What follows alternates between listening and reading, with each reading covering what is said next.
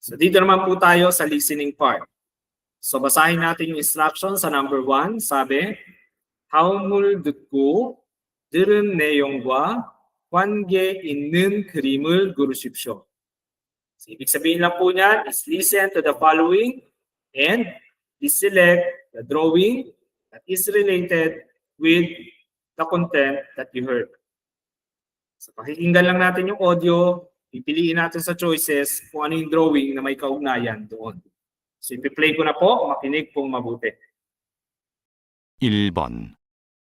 다음을 듣고 들은 내용과 관계 있는 그림을 고르십시오. 왕민 씨, 무슨 운동을 좋아해요?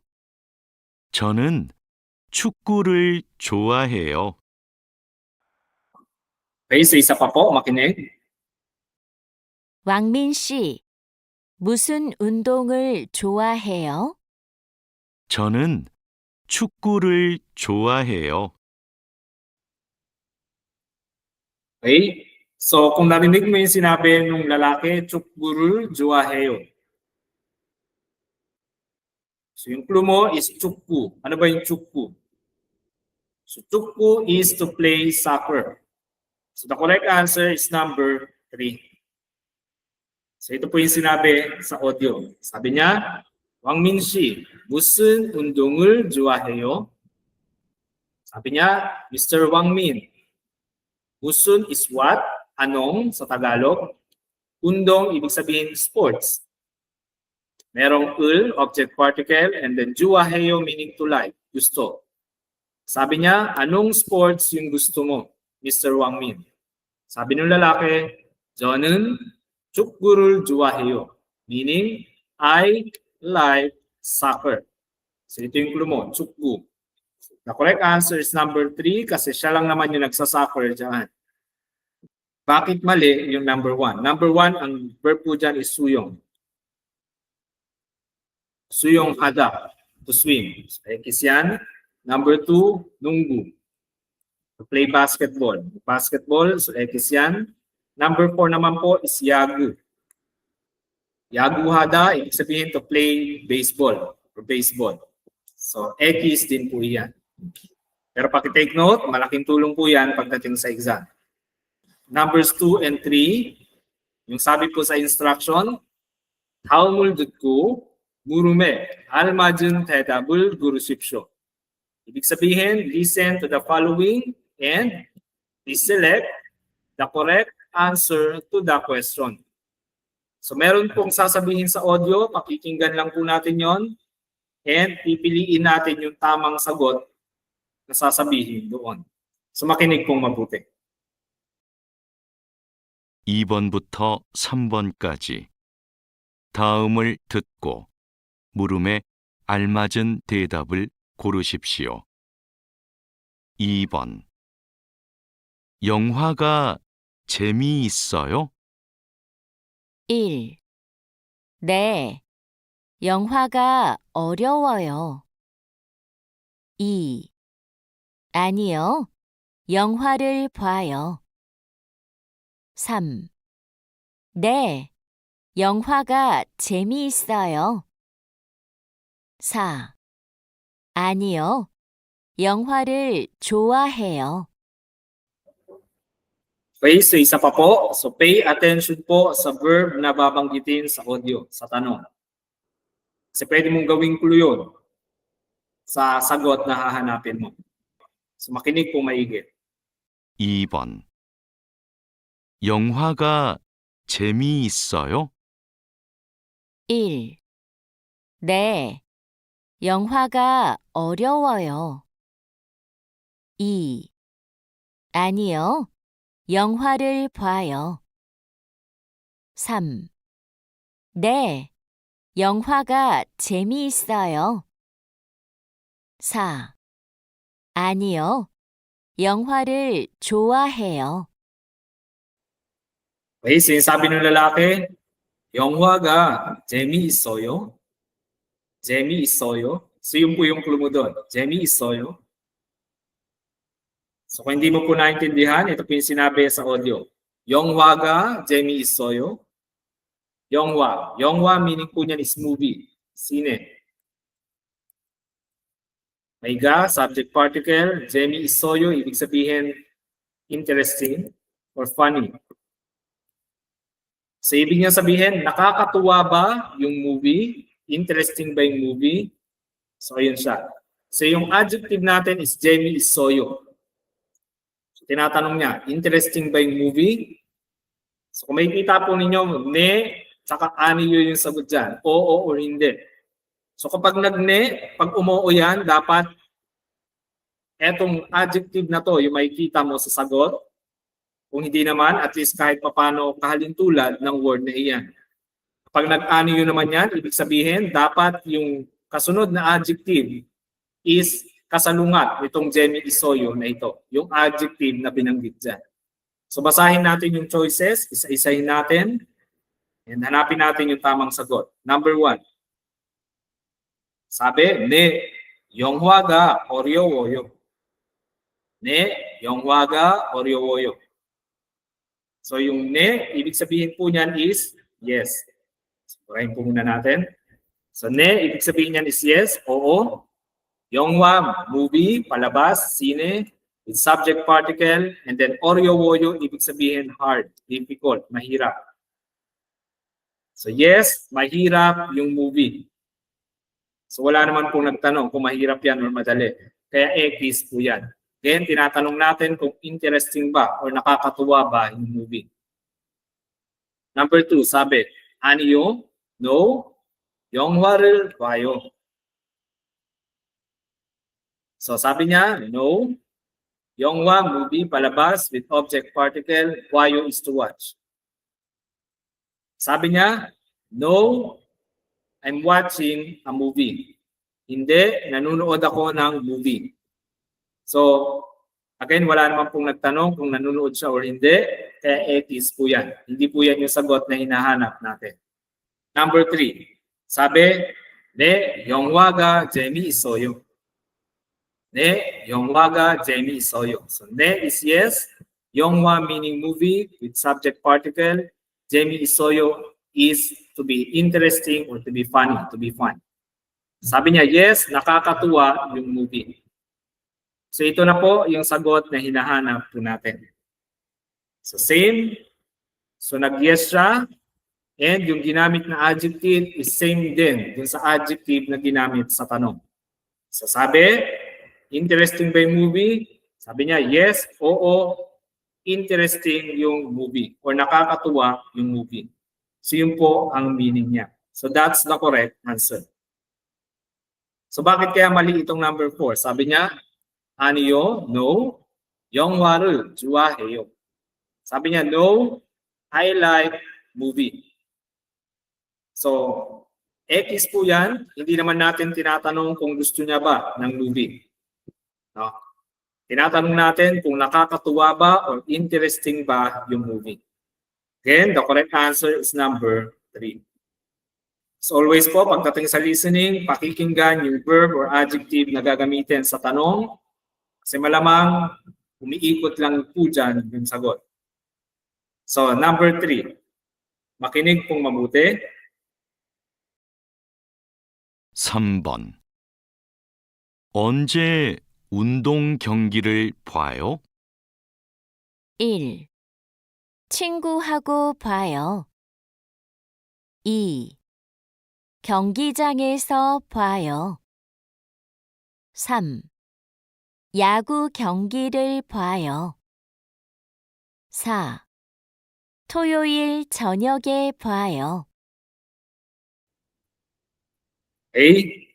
So, pay attention naman po sa question word na gagamitin. Pag alam mo yung ginamit na question word, madali lang po itong sagutan. So, makinig pong mabuti. 3번. 언제 운동 경기를 봐요? 1. 친구하고 봐요. 2. 경기장에서 봐요. 3. 야구 경기를 봐요. 4. 토요일 저녁에 봐요. Okay. So yung sabi po sa audio is 언제 운동 경기를 봐요? 언제 meaning kailan, when. Again, ang sabi ko po kapag 언제 ang tanong, kailan, hahanapin mo dyan is yung mga time-related nouns. So dito po sa choices, isa lang po yung mayroong ganon. Ngayon kung hindi mo alam time-related nouns na lumabas dyan, hanapin mo po yung time marking particle. So isa lang po ang may time marking particle dyan. Si number 4. So malamang sa malamang, yan na po yung sagot sa tanong. Again, ito po yung sabi sa question. 언제 운동 경기를 봐요? So 언제 meaning when, kailan. Undong ibig sabihin sport or exercise. 경기 ibig sabihin po niyan is game or match. Merong rule, object particle, and 봐요 is to watch. So sabi niya, when will you watch the sport game? So kailan mo panonoorin yung sport game, yung sport match? So ang tamang sagot is 토요일 저녁에 와요. Sabi niya, I watch on Saturday evening. So, manunood ako ng Sabado ng gabi or nanunood ako ng Sabado ng gabi. So, yun po ang ibig sabihin ng number 4. So, yan lang po yung may time-related nouns, Saturday night. Yan lang din po yung may time marking particle. Nagmamark ng mga time-related nouns. Kung kailan gagawin o ginagawa yung action. So, I watch on Saturday night. Yan yung tamang sagot. So, mabilis lang sagutan actually mga gantong tanong. Basta alam mo yung nouns and yung particle na ginagamit sa tanong na iyon. Translate pa rin natin yung iba para madagdagan yung vocabulary. Number 1, 친구하고 봐요. 친구 meaning friend. 하고 meaning with. 봐요 meaning watch. Watch. So, ibig niya sabihin, I watch with a friend. Nanunood ako kasama yung kaibigan. So, X po yan, hindi yan sumasagot sa tanong na 언제. Ang tanong na sinasagot niyan is 누구하고. So, 누구하고 봐요. Sino yung kasama mong manood? So, hindi naman yun yung tanong, kaya X po yan. Number 2, sabi, 경기장에서 와요. So, 경기장. 경기장 is stadium. Stadium, merong ESO. Merong ESO, ibig sabihin po niyan is location marking particle. Merong 봐요, so ibig sabihin to watch. Sabi niya, nanunood daw siya sa stadium. So, hindi po yan sumasagot sa tanong na 언제. Ang tanong na sinasagot po niyan is 어디. 어디, saan? So, since hindi naman 어디 or saan yung tanong, kaya X po yan. Number 3, sabi niya, 야구 경기를 봐요. 야구, ibig sabihin po is baseball. 경기 is game or match. With object particle, and then 봐요 is to watch. So, nanonood daw siya ng baseball match or baseball game. I watch baseball game. So, again, hindi po yan sumasagot sa tanong na 언제. Sinasagot po niyang tanong is 무엇 or mo. 무엇을 봐요? Ano yung pinapanood mo? Yun po yung tanong na sinasagot niya. Pero since hindi naman yun yung tanong, kaya X din po yan. So, again, correct answer is number 4. So dito naman po tayo sa number 4. Ang instruction po dyan is 두 사람은 무엇에 대해 말하고 있습니까? So tungkol daw sa ano yung pinag-uusapan ng dalawang tao. So, pakinggan po natin yung conversation nila and alamin kung tungkol saan yung pinag-uusapan nila. So makinig pong maigi. 4번. 두 사람은 무엇에 대해 말하고 있습니까? 저는 영화 보는 것을 좋아해서 영화관에 자주 가요. 딜로바 씨는요? 저는 등산을 좋아해요. Okay, sa isa pa po, makinig. 저는 영화 보는 것을 좋아해서 영화관에 자주 가요. 딜로바 씨는요? 저는 등산을 좋아해요. Okay, so kung napakinggan nyo yung mga verbs na binanggit, pwede nyo po itong sagutan. So ito po yung sinabi sa audio, hindi po talaga naintindihan. Sabi ng lalaki, 저는 영화 보는 것을 좋아해서 영화관에 자주 가요. 딜로바 씨는요? Translate po natin. So 저는 ibig sabihin is I, ako, 영화 Buddha. 영화 Buddha, ibig sabihin po niyan is to watch movie. Meron pong nungot. So nungot, ibig sabihin po niyan, dinadagdag po yan sa mga verbs. So, verb stem plus nungot para gawing noun yung verb. So ginagawa nating noun yung verb, parang nagdadagdag ka lang din ng ing. No? So para ma-describe natin yung verb na iyon. So, ibig sabihin po nito is watching movie. Watching movie. So, sa Tagalog, yung panonood ng sine with object particle, juwa, heso. So, juwa hada yan, meaning to like. Merong heso, because. Pinagdugtog. So, because I like. Yun yung meaning niya. Because I like. So, translate natin itong unang clause. So, sabi niya, because I like watching movie, 영화관에 자주 가요. So, 영화관, ibig sabihin po niyan is sinehan, movie theater. Merong location particle, 자주, ibig sabihin often, madalas. Kayo is to go.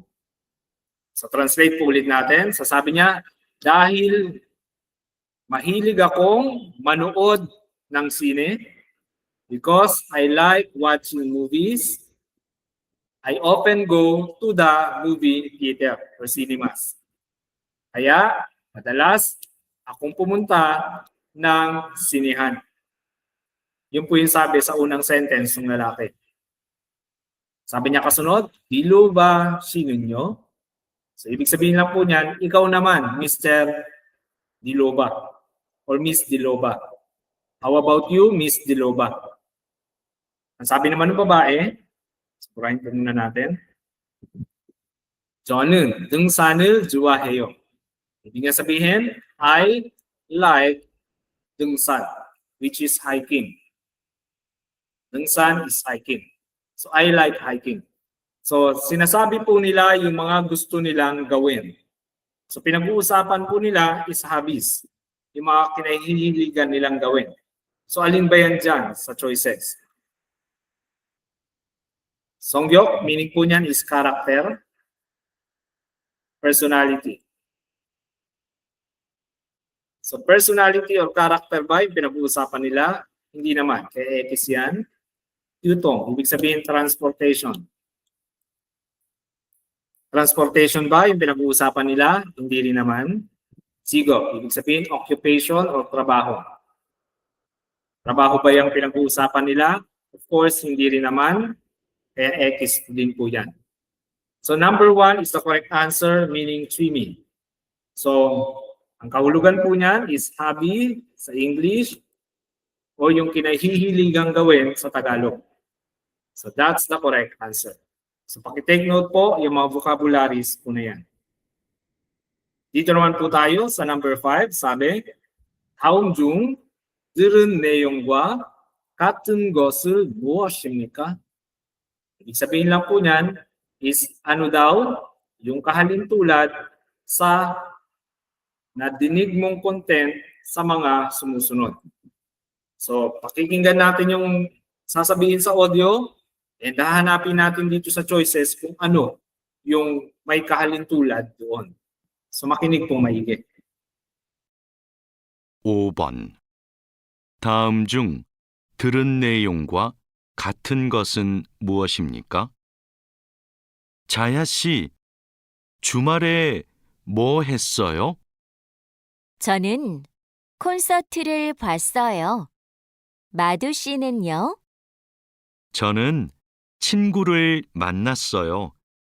친구랑 점심을 먹고 공원에 가서 배드민턴을 쳤어요. Okay, isa pa po, makinig. 자야 씨, 주말에 뭐 했어요? 저는 콘서트를 봤어요. 마두 씨는요?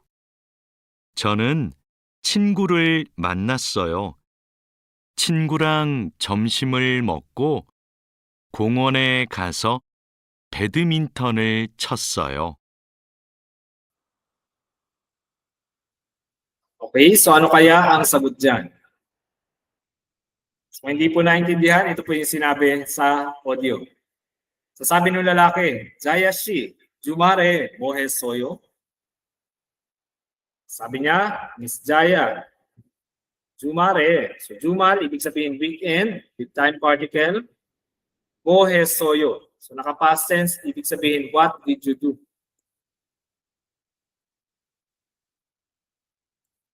So, what did you do on weekend, Miss Jaya? So, yun yung tanong ng lalaki. Sumagot yung babae, sabi niya, 저는 콘서트를 봤어요.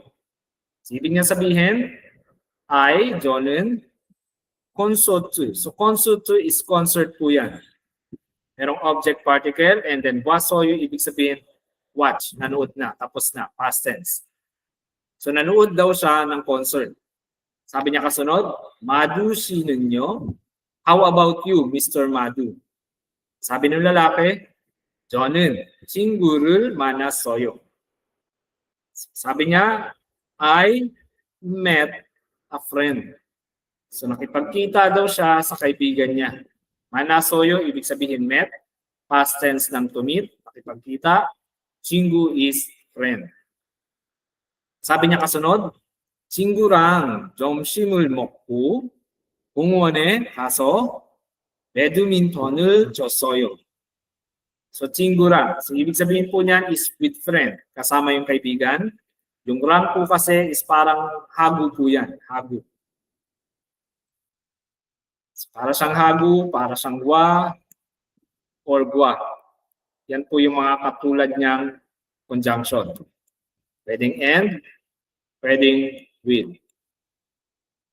Pero madalas lang po kasi itong gamitin sa mga informal or casual situations.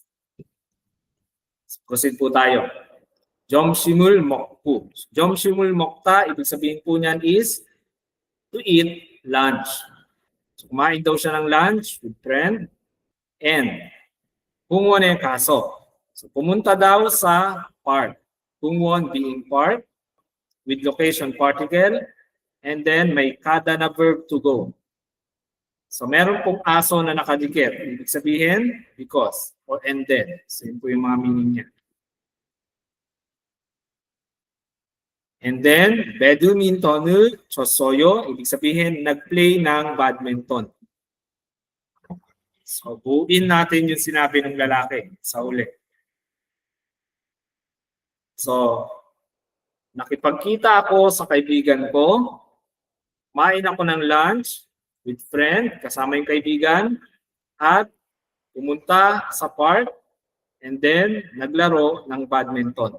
Same po yung sinabi ng lalaki. So hanapin na po natin dito sa choices kung alin yung kahalintulad sa conversation nila. Number 1, sabi, 남자는 친구를 만났습니다. So 남자, ibig sabihin yung lalaki, merong topic particles, meaning yan yung pinag-uusapan sa sentence natin sa number 1.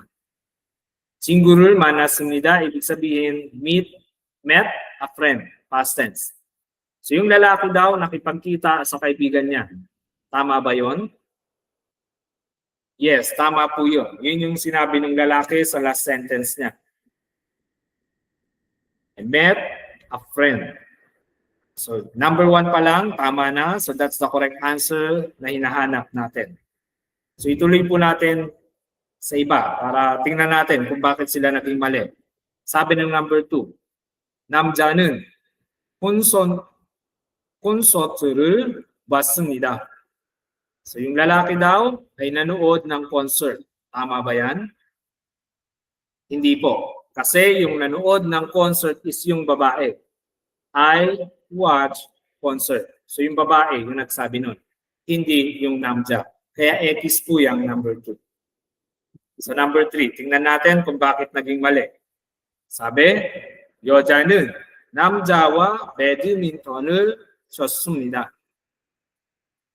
So naglaro daw ng badminton yung lalaki at babae. Yung babae at lalaki. So tama ba yan?